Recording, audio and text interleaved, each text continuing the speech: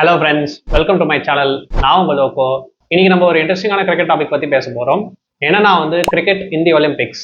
So finally cricket 128 years கழிச்சு 2028 Los Angeles ஒலிம்பிக்ஸில் feature ஆக போகுது. ஆனால் இந்த ஒலிம்பிக்ஸில் கிரிக்கெட் எப்படி இருக்கும், யார் யாரெல்லாம் பார்ட்டிசிபேட் பண்ணுவா, அண்ட் இதனால கிரிக்கெட்டுக்கு என்ன இம்பாக்ட் இருக்கு, அண்ட் கிரிக்கெட்டோட ஃபியூச்சர் என்ன ஒலிம்பிக்ஸில் அப்படின்றத பற்றிலாம் நம்ம இந்த வீடியோவில் பார்க்க போகிறோம். ஸோ வாங்க வீடியோக்குள்ளே போகலாம். ஸோ ஃபர்ஸ்ட் கொஞ்சம் ஹிஸ்ட்ரியிலேருந்து ஆரம்பிக்கலாம்.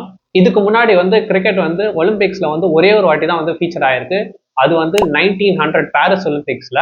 அண்ட் அதுல ரெண்டு டீம் தான் பார்ட்டிசிபேட் பண்ணாங்க.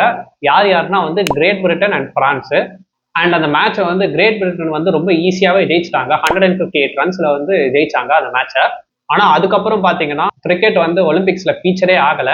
ஆனா இப்போதான் ரீசெண்டா தான் ஐஓசி, அதாவது international Olympic committee and ICC, international cricket council, ரெண்டு பேருமே கை கோர்த்து இப்போ திரும்ப கிரிக்கெட்டை ஒலிம்பிக்ஸுக்கு கொண்டு வந்திருக்காங்க. ஸோ 2028 தான் ஒலிம்பிக்ஸ் ஃபீச்சர் ஆக போகுது. அண்ட் நீங்கள் யோசிக்கலாம், 3 ஃபார்மேட் இருக்கு கிரிக்கெட்டுக்கு: T20, test and ODI. So இந்த 3 ஃபார்மேட்லேருந்து எந்த ஃபார்மேட் சூஸ் பண்ணுவாங்கன்னு நீங்கள் யோசிக்கலாம். எந்த ஃபார்மேட் சூஸ் பண்ணியிருக்காங்கன்னா T20 தான் சூஸ் பண்ணியிருக்காங்க.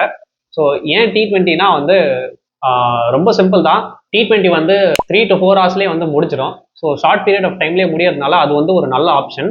அண்ட் ஆடியன்ஸுக்கு அது ஃபாஸ்ட் பேஸ்ட் ஆக்ஷனாக இருக்கும். அண்ட் என்டர்டெயின்மெண்ட் சைட்லேருந்து பார்க்கும்போது அந்த ஃபாஸ்ட் பேஸ்ட் ஆக்ஷன் ரொம்ப முக்கியம். அண்ட் ஒலிம்பிக் ஸ்கெடியூல்லாம் ரொம்ப டைட்டாகவே இருக்கும். ஸோ டெஸ்ட் மேட்சஸ் அண்ட் ஓடிஐஸ்லாம் ரொம்ப டைம் எடுக்கும்ன்றதுனால T20 தான் அதுக்கான பெஸ்ட் ஆப்ஷனாக இருக்கும்னு நான் நினைக்கிறேன். ஸோ நெக்ஸ்ட் கொஸ்டின் என்னன்னா, ஒலிம்பிக்ஸ்ல யாரெல்லாம் பார்ட்டிசிபேட் பண்ணுவா? ஸோ ஒலிம்பிக்ஸ்ல கிரிக்கெட்டுக்கு 6 டீம்ஸ் அலோகேட் பண்ணியிருக்காங்க. ஸோ 6 டீம்ஸ் பார்ட்டிசிபேட் பண்ணலாம். அண்ட் இதை எப்படி செலக்ட் பண்ணுவாங்கன்னா, 1 டீம் பர் கான்டினென்ட், அதாவது ஒரு கான்டினென்ட்டுக்கு ஒரு டீம் எடுப்பாங்க. ஸோ நம்ம லாஜிக்கலாக பார்க்கலாம். ஸோ நார்த் அமெரிக்காலேருந்து பார்த்தீங்கன்னா மோஸ்ட்டாக யூஎஸ்ஏ தான் குவாலிஃபை ஆவாங்க. ஏன்னா அவங்க தான் ஹோஸ்ட்டு. ஸோ அவங்களுக்கு டைரக்ட் என்ட்ரி.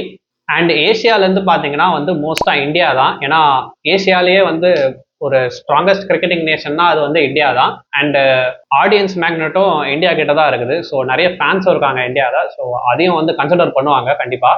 அண்ட் ஓஷியானியாவிலேருந்து பார்த்தீங்கன்னா ஆஸ்திரேலியா. ஸோ ஆஸ்திரேலியா சொல்லவே வேணாம், அவங்களும் ஒரு டாப் கிரிக்கெட்டிங் நேஷன்ஸ், நிறைய ஐசிசி ட்ரோஃபீஸ்லாம் ஜெயிச்சிருக்காங்க. ஸோ கண்டிப்பாக ஓஷியானியாவிலேருந்து ஆஸ்திரேலியா தான் வருவாங்கன்னு நான் நினைக்கிறேன். அண்ட் யூரோப்லேருந்து பார்த்தீங்கன்னா இங்கிலாந்து. ஸோ யூரோப்லேயே பார்த்தீங்கன்னா ஒரு டாப் கிரிக்கெட்டிங் நேஷன்னா அது இங்கிலாந்து தான். ஸோ நம்ம எல்லாருக்குமே தெரியும், அவங்க தான் கிரிக்கெட்டை கண்டுபிடிச்சவங்க. அண்ட் அவங்க கிட்ட ஒரு ஸ்ட்ராங் டீமும் இருக்கு. ஸோ கண்டிப்பாக யூரோப்லேருந்து இங்கிலாந்து தான் வரும்னு நான் நினைக்கிறேன். அண்ட் ஆப்பிரிக்காலேருந்து பார்த்தீங்கன்னா மோஸ்ட்லி சவுத் ஆப்பிரிக்கா தான். ஏன்னா நீங்கள் பார்த்தீங்கன்னாலே ஆப்பிரிக்காவில் அவ்வளவோ கிரிக்கெட்டிங் நேஷன்ஸ்லாம் இல்லை. ஸோ ஆப்பிரிக்காவில் பார்த்தீங்கன்னா சவுத் ஆப்பிரிக்கா, ஜிம்பாப்வே, நமீபியா, இந்த மாதிரி டீம்ஸ் தான் இருக்காங்க. அண்ட் இப்போதைக்கு கன்சிஸ்டண்டாக பெர்ஃபார்ம் பண்ணுறது சவுத் ஆப்பிரிக்கா மட்டும்தான். ஸோ கண்டிப்பாக சவுத் ஆப்பிரிக்கா தான் எடுப்பாங்கன்னு நான் நினைக்கிறேன். அண்ட் சவுத் அமெரிக்காவில் பார்த்தீங்கன்னா இங்கே தான் ஒரு ட்விஸ்ட்டு. சவுத் அமெரிக்கா கான்டினென்ட்லேருந்து மோஸ்ட்லி கயானா தான் குவாலிஃபை ஆகும்னு நான் நினைக்கிறேன். ஸோ கயானா பார்த்தீங்கன்னா வெஸ்ட் இண்டீஸில் இருக்கிற ஒரு கண்ட்ரி. ஸோ நீங்கள் கேட்கலாம், ஏன் வெஸ்ட் இண்டீஸ் குவாலிஃபை ஆகாது அப்படின்னு நீங்கள் கேட்கலாம். வெஸ்ட் இண்டீஸ் பார்த்தீங்கன்னா ஒரு தனி கண்ட்ரி கிடையாது. அது ஒரு 10 to 15 கண்ட்ரிஸ் சேர்ந்து தான் வெஸ்ட் இண்டீஸ் கிரிக்கெட் போர்டுன்னு ஒன்று வச்சிருக்காங்க. ஸோ ஒலிம்பிக்ஸில் பார்ட்டிசிபேட் பண்ணனா ஒரு தனி கண்ட்ரியால தான் பார்ட்டிசிபேட் பண்ண முடியும். அண்ட் கயானா பார்த்தீங்கன்னா சவுத் அமெரிக்கா மெயின்லேண்டில் இருக்கிற ஒரு கண்ட்ரி.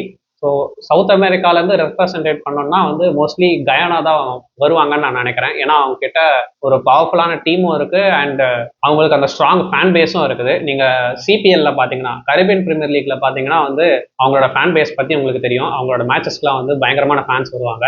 ஸோ இந்த 6 டீம்ஸ் தான்: India, USA, Australia, England, south Africa and Guyana. So இவங்க தான் வரதுக்கு நிறைய சான்சஸ் இருக்குது. அண்ட் இதனால கிரிக்கெட்டுக்கு என்ன இம்பாக்ட் இருக்குன்னு பார்க்கலாம். ஸோ கிரிக்கெட் ஒலிம்பிக்ஸ்ல இருக்கிறதுனால கிரிக்கெட்டுக்கு ஒரு குளோபல் எக்ஸ்போசர் கிடைக்கும் கண்டிப்பா. இப்போ கிரிக்கெட் மெயினா 10 to 12 கண்ட்ரீஸ்ல தான் பாப்புலரா இருக்கு. ஆனா ஒலிம்பிக்ஸ்ல வந்த உடனே கண்டிப்பா நான் cricketing Nations like Germany, China, Japan, Brazil, இந்த மாதிரி கண்ட்ரீஸ்லாம் கண்டிப்பா நோட் பண்ணுவாங்க. எல்லாரோட அட்டென்ஷனும் கிரிக்கெட் மேல இருக்கும். ஏன்னா ஒரு ஸ்போர்ட் ஒலிம்பிக்ஸ்ல இருந்தா அந்த கவர்மெண்ட் அதாவது ஒரு கண்ட்ரியோட கவர்மெண்ட் ஃபண்டிங் கொடுக்கும் அண்ட் டெவலப்மெண்ட் இன்க்ரீஸ் பண்ணும் அந்த ஸ்போர்ட்டுக்கு. ஸோ ஸ்மாலர் கிரிக்கெட்டிங் நேஷன்ஸ்க்குலாம் கண்டிப்பா ஒரு இன்ஃப்ராஸ்ட்ரக்சர் இம்ப்ரூவ் ஆகும். அண்ட் இன்ஃப்ராஸ்ட்ரக்சர் இம்ப்ரூவ் ஆகிறதுனால கண்டிப்பா அவங்களுக்கு அந்த ஃபேன்ஸ் இன்ட்ரெஸ்ட்டும் வந்து அதிகமாகும் அண்ட் நிறைய பேர் வந்து கிரிக்கெட்டும் ஆடுவாங்க அந்த கண்ட்ரியில். ஃபார் எக்ஸாம்பிளுக்கு வந்து இப்போ வந்து யூஎஸ்ஏல வந்து மேஜர் லீக் கிரிக்கெட்னு ஒரு லீக் ஆரம்பிச்சிருக்காங்க ஒரு 2 இயர்ஸ்க்கு முன்னாடி. அண்ட் இப்போ ஒலிம்பிக்ஸ்ல கிரிக்கெட் வந்து ஃபீச்சர் ஆச்சுன்னா யூஎஸ்க்கு வந்து ஒரு நல்ல பூஸ்டா இருக்கும். ஏன்னா அவங்களுக்கு வந்து இப்போ இருக்கிற கிரிக்கெட் ஃபெசிலிட்டிஸை விட இன்னும் அதிகமாக வந்து கிடைக்கும். ஏன்னா யூஎஸ் கவர்மெண்ட் பார்த்தீங்கன்னா வந்து நிறைய ஃபண்ட்ஸ் இருக்கு அவங்க கிட்ட. ஸோ கண்டிப்பாக வந்து அவங்களுக்கு ஒரு பெட்டரான இன்ஃப்ராஸ்ட்ரக்சர் கிடைக்கும் யூஎஸோட லோக்கல் கிரிக்கெட்டர்ஸ்க்கு. அண்ட் அதே மாதிரி தான் மற்ற கண்ட்ரீஸ்லையும் ஜப்பான், சைனா அண்ட் ஜெர்மனிலாம் பார்த்தீங்கன்னா வந்து அவங்க கிட்ட காசு இருக்கு. ஸோ கண்டிப்பாக வந்து இன்வெஸ்ட் பண்ணுவாங்க கிரிக்கெட்ல. எஸ்பெஷலி வந்து ஒலிம்பிக்ஸ்ல பார்ட்டிசிபேட் பண்ணுன்றப்போ வந்து கண்டிப்பாக இன்வெஸ்ட் பண்ணுவாங்க. அண்ட் இப்போ வந்து ஃபியூச்சர் பாசிபிலிட்டிஸ் பற்றி பார்க்கலாம். ஸோ ஃபியூச்சரில் வந்து கிரிக்கெட் வந்து ஒலிம்பிக்ஸில் எப்படி இருக்கும்னா வந்து மோஸ்ட்லி வந்து இப்போ இருக்கிற மாதிரி வந்து 6 டீம்ஸோடய வந்து நிற்காது. கண்டிப்பாக வந்து இன்க்ரீஸ் பண்ணுவாங்கன்னு தான் நான் நினைக்கிறேன். ஸோ ஒரு 10 to 12 டீம்ஸ் வந்து வரும்னு நான் நினைக்கிறேன். ஸோ அதில் வந்து கண்டிப்பாக வந்து மற்ற டீம்ஸ்லாம் வரும். ஸோ ஃபார் எக்ஸாம்பிள் வந்து பாகிஸ்தான், பங்களாதேஷ், ஸ்ரீலங்கா இந்த மாதிரி டீம்ஸ்லாம் வந்து நெக்ஸ்ட் வர எடிஷன்ஸ்லாம் வந்து வருவாங்கன்னு நான் நினைக்கிறேன். ஸோ அது வந்து ஒரு ஃபுல் வேர்ல்ட் கப் மாதிரி ஒரு ஃபீல் கொடுக்கும் கண்டிப்பாக. ஆனால் இப்போதைக்கு இப்போதைக்கு வந்து 6 டீம்ஸ் மட்டும்தான் பார்ட்டிசிபேட் பண்ணுறாங்க. ஸோ இதை பற்றி உங்களோட ஒப்பீனியன் என்ன? கிரிக்கெட் வந்து 2028 ஒலிம்பிக்ஸில் வரதை பற்றி உங்களோட ஒப்பீனியன் என்ன? அண்ட் யார் யாரெல்லாம் வந்து குவாலிஃபை ஆவாங்க? நான் ஒரு லிஸ்ட்டு சொன்னேன், ஆனால் உங்களுக்கு ஒரு லிஸ்ட்டும் கண்டிப்பாக இருக்கும் யார் யாரெல்லாம் குவாலிஃபை ஆவாங்கன்ட்டு. ஸோ அந்த லிஸ்ட்டை கமெண்ட் பண்ணுங்க. அண்ட் யார் வின் பண்ணுவான் அதுல இருந்து அப்படின்றதையும் கமெண்ட் பண்ணுங்க. இந்த வீடியோ உங்களுக்கு பிடிச்சிருந்தா வந்து லைக் பண்ணுங்க அண்ட் உங்க ஃப்ரெண்ட்ஸுக்கெல்லாம் ஷேர் பண்ணி விடுங்க. அண்ட் சேனலுக்கு புதுசாக இருந்தீங்கன்னா மறக்காம சப்ஸ்கிரைப் பண்ணுங்க.